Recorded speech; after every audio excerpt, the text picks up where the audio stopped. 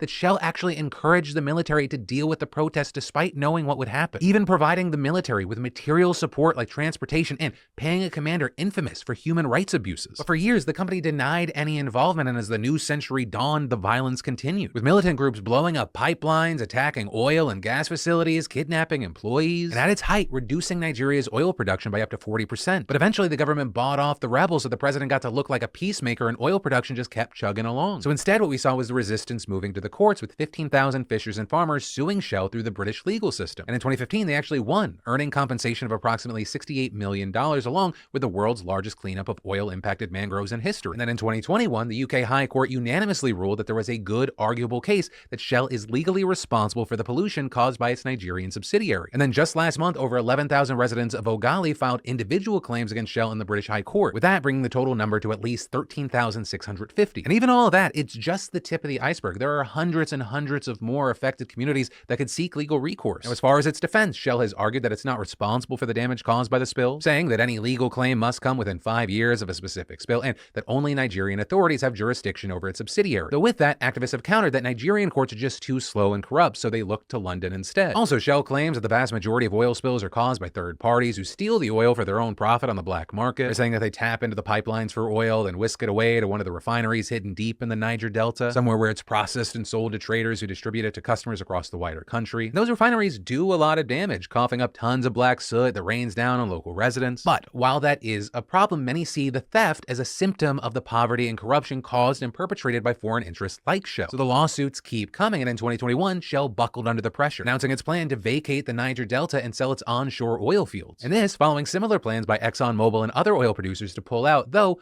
both giants keeping their offshore investments. But also, here's the thing. Today, Shell is still stuck in the country because last June, Nigeria's Supreme Court forced it to pause its withdrawal. And this because they say Shell needs to await the outcome on an appeal over a court ruling that it must pay $2 billion for a 2019 oil spill. And so ultimately, that's where we are. We're waiting to see that and the other case involving 13,000 plaintiffs to unfold, the latter of which is expected to happen next year. But in the meantime, there's still a conflict brewing. Right, in recent years, there's this new militant group that's emerged called the Delta Avengers. Right, basically, instead of Chris Evans, you have Captain Nigeria taking on big oil companies. They formed in 2016, cut oil production in half that same year, kept attacking oil installations through 2017, but have only made threats since then. But yeah, that's where we are, and this is a corporate crime on a scale rarely ever seen with such little media coverage. I mean, for 6 decades, multinational oil companies have pillaged the country for profit, and now they're just leaving behind a wasteland of poverty, violence, corruption, and ecological devastation. And that is the happy note that I'm ending this video on. Thank you for watching. Thank you for caring about the world around you. Remember, if you want more news that matters, I got you covered right here, because remember, this week